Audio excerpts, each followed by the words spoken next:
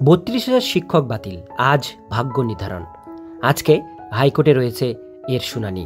আজকে ভিডিওটির মধ্যে দিয়ে আমরা জেনে নেব শুনানিতে কী ধরনের কি হতে চলেছে সে সমস্ত বিষয়। ভিডিওটির সঙ্গে থাকুন, ভালো লাগলে লাইক করুন, চ্যানেলে প্রথমবার হলে সাবস্ক্রাইব করে পাশের বেল আইকনটিকে অবশ্যই বাজিয়ে রাখুন।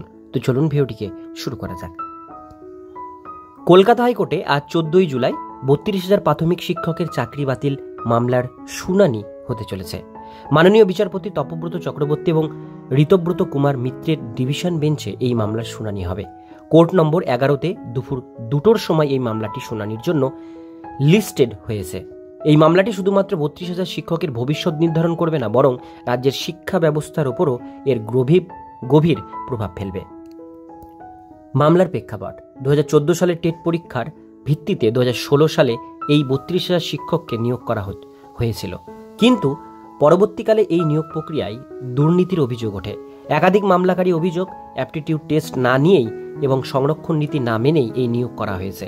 এই অভিযোগ ভিত্তিতেই কলকাতা হাইকোর্টের তৎকালীন বিচারপতি অভিজিৎ গঙ্গোপাধ্যায় এই 32,000 শিক্ষকের চাকরি বাতিলের নির্দেশ দিয়েছে। আজকের শুনানির গুরুত্ব: আজকের শুনানিটি অত্যন্ত গুরুত্বপূর্ণ, কারণ আদালত এই মামলায় একটি চূড়ান্ত সিদ্ধান্তে পৌঁছতে পারে। বিভিন্ন সূত্রে জানা যাচ্ছে, আদালত 2009 সালের নিয়োগ মডেলকে এক্ষেত্রে প্রয়োগ করার কথা ভাবতে পারে। এই মডেল কম নম্বর পাওয়া প্রার্থীরাও চাকরি পেয়েছিলেন। যদি সেই মডেল অনুসরণ করা হয়, তাহলে 32,000 শিক্ষকের চাকরি বাতিল না হওয়ার সম্ভাবনা রয়েছে। আবেদনকারীদের আইনজীবীরাও সকলের চাকরি বাতিলের পক্ষে নন। তাদের মূল লক্ষ্য হল যোগ্য আবেদনকারীরা যাতে চাকরি পান তা নিশ্চিত করা। সিনিয়র আইনজীবী বিকাশ রঞ্জন ভট্টাচার্য যোগ্য আবেদনকারীদের চাকরির পক্ষেই সওয়াল করেছেন। কিছু গুরুত্বপূর্ণ তথ্য: আরটিআই বিতর্ক। নিয়োগ সংক্রান্ত তথ্য জানার জন্য করা আরটিআই আবেদন নিয়েও বিতর্ক তৈরি হয়েছে। পর্ষদের পক্ষ থেকে জেলাভিত্তিক প্রাথমিক শিক্ষা সংসদগুলিকে অর্থাৎ ডিপিএসসি নির্দেশ দিয়ে দেওয়া হয়েছে যে আদালতের নির্দেশ ছাড়া নিয়োগ সংক্রান্ত গোপনীয় তথ্য কাউকে দেওয়া যাবে না। আদালতের ভূমিকা: চূড়ান্ত সিদ্ধান্ত নেওয়ার ক্ষমতা একমাত্র আদালতেরই রয়েছে। আবেদনকারী বা তাদের আইনজীবীরা এই প্রক্রিয়ায় প্রভাব ফেলতে পারবে না।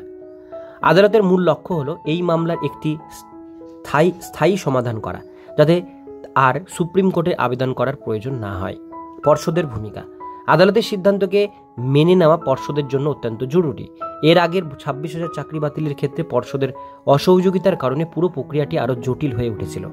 আজকের শুনানির দিকেই তাকিয়ে রয়েছে রাজ্যের হাজার হাজার চাকরি প্রার্থী এবং তাদের পরিবার। আদালতের সিদ্ধান্ত তাদের ভবিষ্যৎ নির্ধারণ করবে। এই মামলার রায় রাজ্যের শিক্ষাক্ষেত্রে একটি নতুন দিগন্ত উন্মোচন করতে পারে।